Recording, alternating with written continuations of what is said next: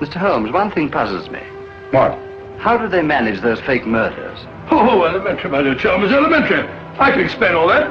Whenever there was a funeral of some old gaffer in the neighborhood, they dug up the body and dressed it in the clothes of one of their members. Then they staged a fake death and mutilated the body beyond all recognition. In the meantime, the so-called corpse disappeared quietly into the smuggler's room underneath Drewcliff House. I think that about sums up the whole thing.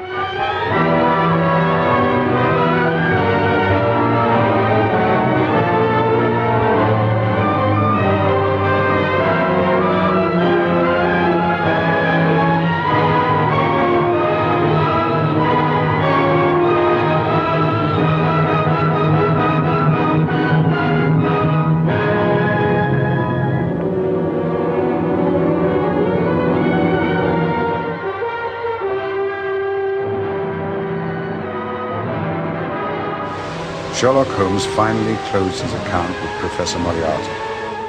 The two men were alone in that dreadful place, but the outcome of their struggle was obvious to a trained observer. Holmes had achieved the destruction of his arch-enemy only at the cost of his own life.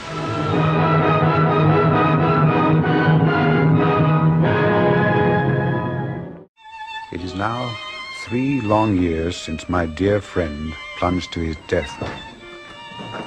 There, deep down under the swirling water, the infamous Professor Moriarty and the foremost champion of law of his generation will lie together for all time.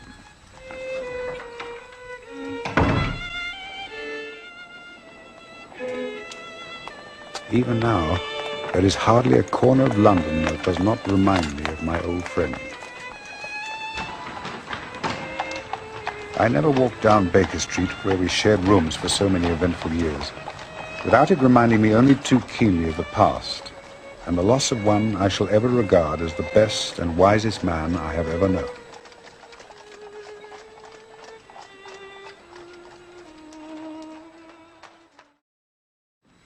Gentleman to see you, Doctor.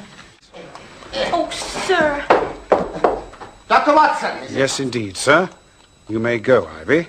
I am exceedingly busy, sir. Yeah, of course you are, Doctor. Of course you are a man of considerable responsibilities. But I hate to give you an address back.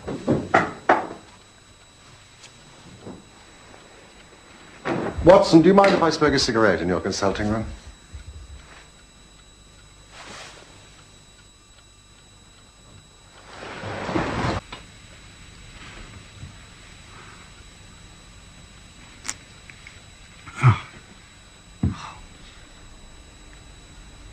Really you?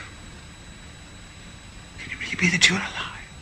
Yes, indeed, Holmes. I can hardly believe my eyes. Good heavens, to think that you, of all men, should be here in my consulting room. I'm overjoyed to see you. Sit down. And tell me how you came alive. When I reached the ledge, I stood at bay. He drew no weapon, but rushed at me and threw his long arms round me. He knew that his game was up and was only anxious to revenge himself upon me. I have, however, some knowledge of Baritsu, or the Japanese system of wrestling, which has, on more than one occasion, been very useful to me.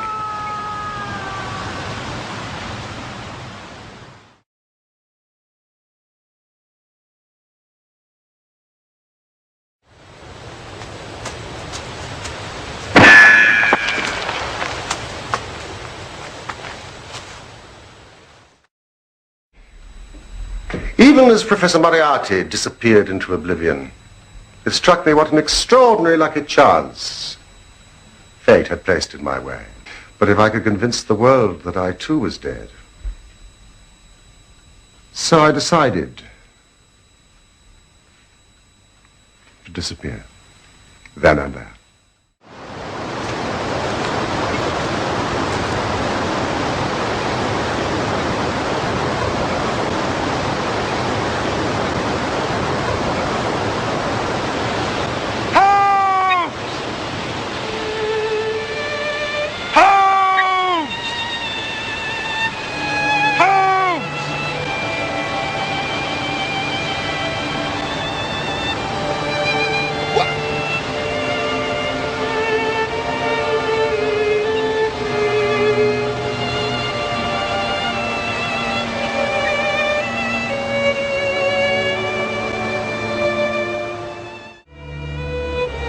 From my concealed place, I watched you and your followers investigating in the most sympathetic and inefficient manner the circumstances of my death.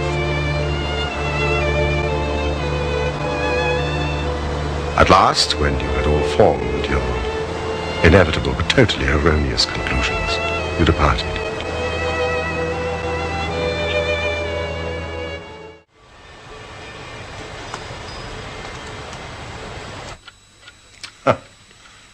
A week later, I found myself in Florence, with the certainty that no one in the world knew what had become of me.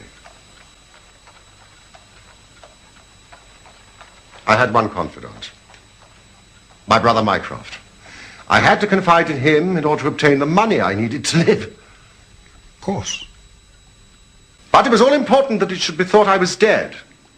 And it is quite certain that you would not have written so convincing an account of my unhappy end had you yourself not thought that it was true. I have taken up my pen to write to you, but always I feared lest your affectionate regard might tempt you to some indiscretion which would betray my secret.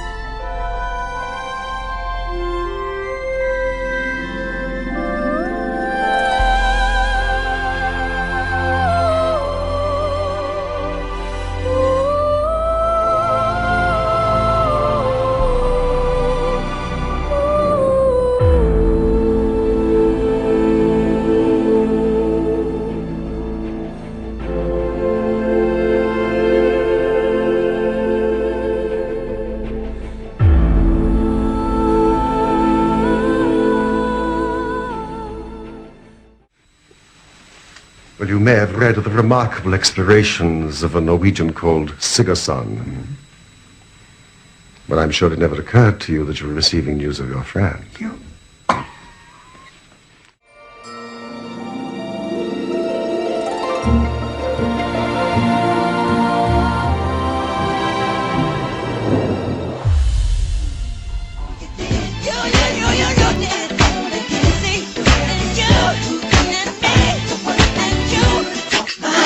Okay, everybody, that's a wrap.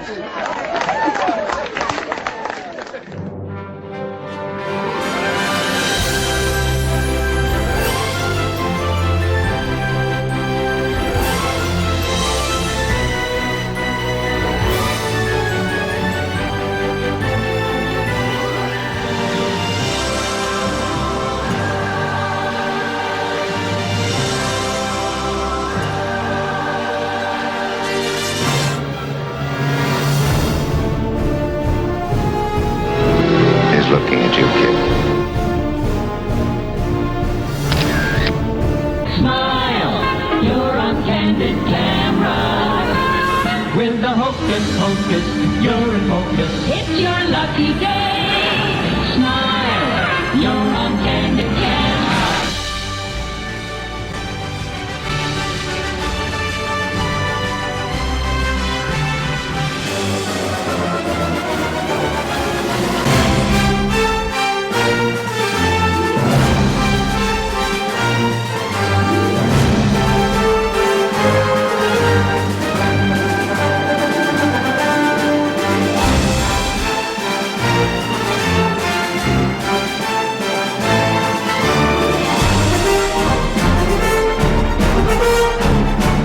Michael's voice is so much lower, and that's a song where if Michael were dead now, I mean Michael's dead, but if that were one of these songs, or if Michael were dead now, I mean Michael's dead, but if that were one of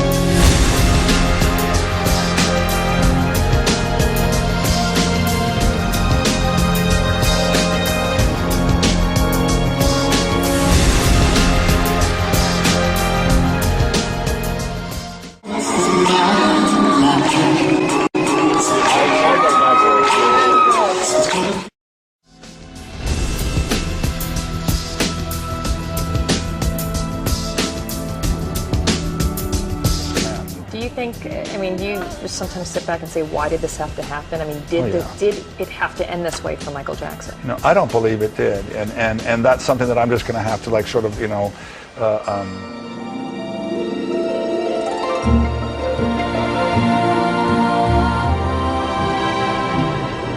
With the tribunal's permission, allow me to expose this hoax by direct examination. Proceed, Doctor, but do not turn this hearing into a farce.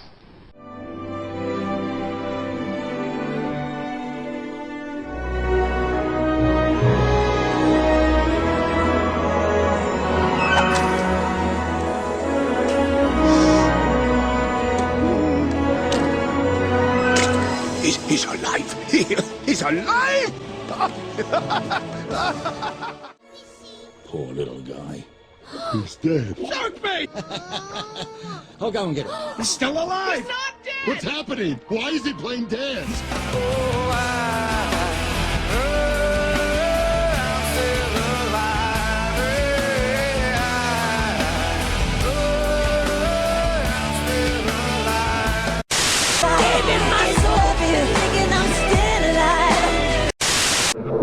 It's alive! It's alive! It's alive! It's alive! I'm alive and I'm here forever. This is the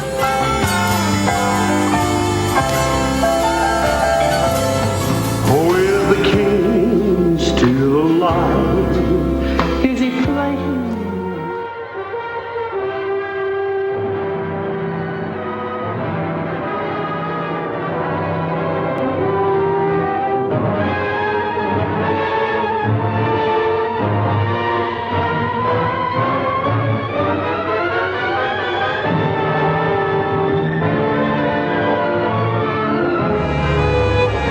From my concealed place, I watched you and your followers investigating in the most sympathetic and inefficient manner the circumstances of my death.